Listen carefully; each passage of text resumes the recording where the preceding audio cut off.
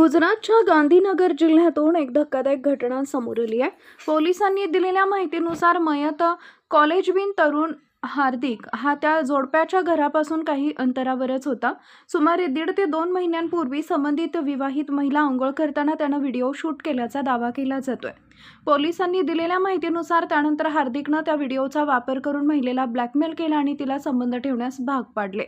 समाजात बदनामी होण्याच्या भीतीनं त्या महिलेनं त्याच्या मागण्या मान्य केल्याचं सांगितलं जातंय। महिलेचा पती पंखे दुरुस्त करण्याचे आणि वायरिंगचं काम करतो।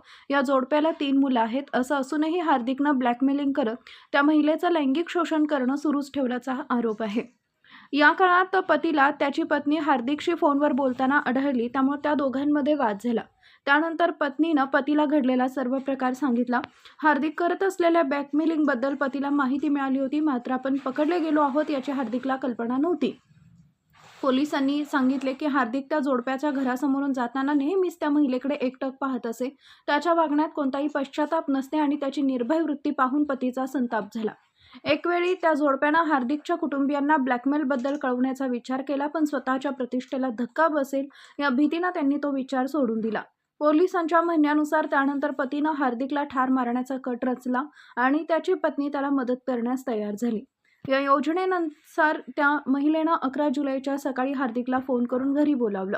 हार्दिक येण्यापूर्वी पती कामावर जात असल्याचं नाटक करून आपल्या मोटरसायकलवरून घरातून निघून गेला। सकाळी साधारण 9:10 सुमारास हार्दिकनं आपल्या वडिलांना फोन करून सांगितले की तो पर्वतपुरा इथं जमीन पाहण्यासाठी जात आहे।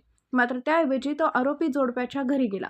त्यावेळी त्या जोडप्याची 3ही मुलं शाळेत गेली होती। पती घरी नसावा असं समजून हार्दिक घरात शिरला, तिथंच आडवा झाला आणि त्या महिलेशी जवळीक साधत बोलू लागला। त्याचवेळी पतीनं घरात चोर पावलांनी प्रवेश केला।